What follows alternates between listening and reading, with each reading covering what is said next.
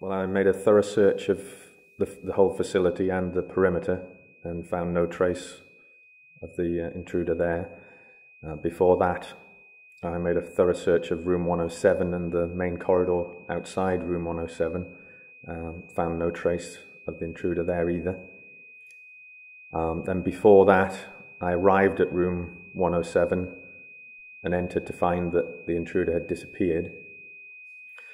Before that, I made my way through the main corridor from access corridor B, and that's where I was making my routine patrol when the alarm was triggered at 56 minutes past 10, and that's when I saw the intruder through the one-way mirror wall, standing in room 107.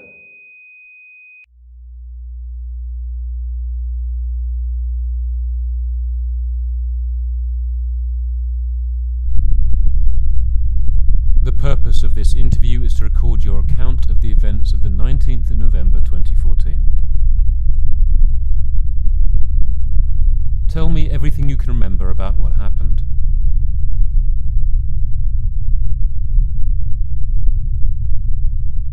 It was the 19th of November 2014.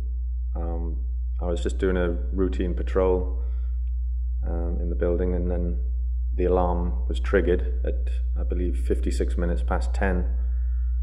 I was in access corridor B at the time. There's an adjoining wall. It's a one-way mirror wall between access corridor B and room 107, and that's where I saw the intruder.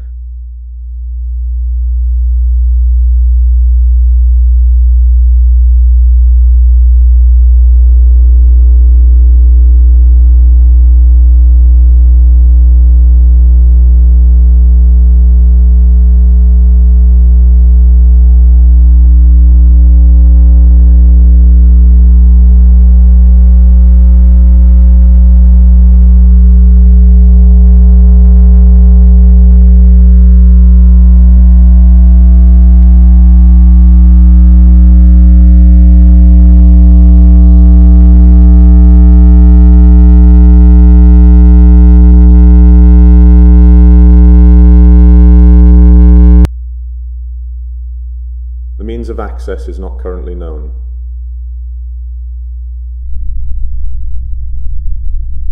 Does the patient have hallucinations, such as seeing false visions or hearing false voices? Does he seem to see, hear, or experience things that are not present? By this question, we do not mean just mistaken beliefs, such as stating that someone who has died is still alive. Rather, we are asking if the patient actually has abnormal experiences of sounds or visions.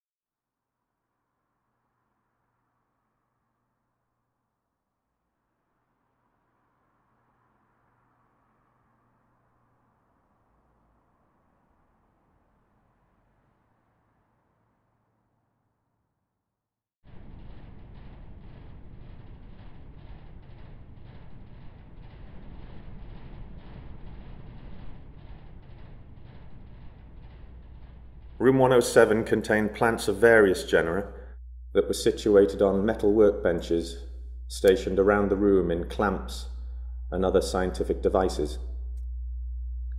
The plants appeared to be in a state of decay. The intruder did not seem to have interacted with these.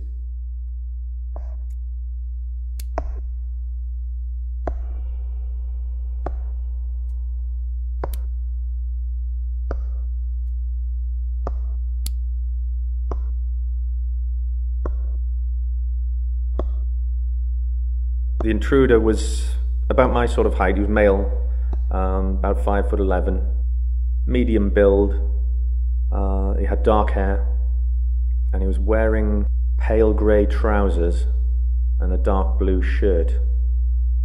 He was holding a clipboard, which which it had some papers on it, which I later found out were a progress chart of some kind.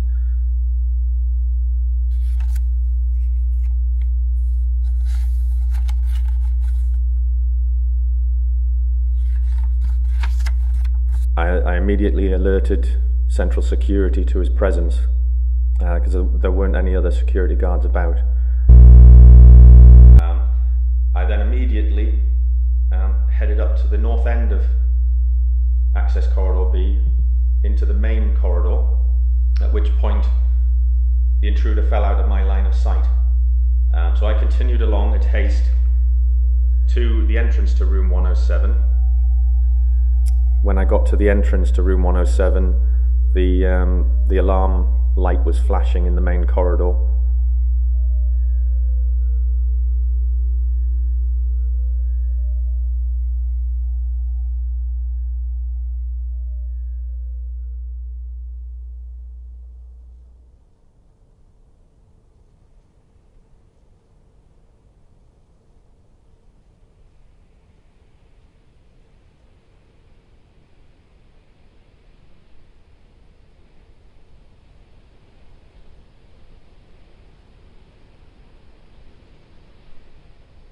No further alarms had been triggered.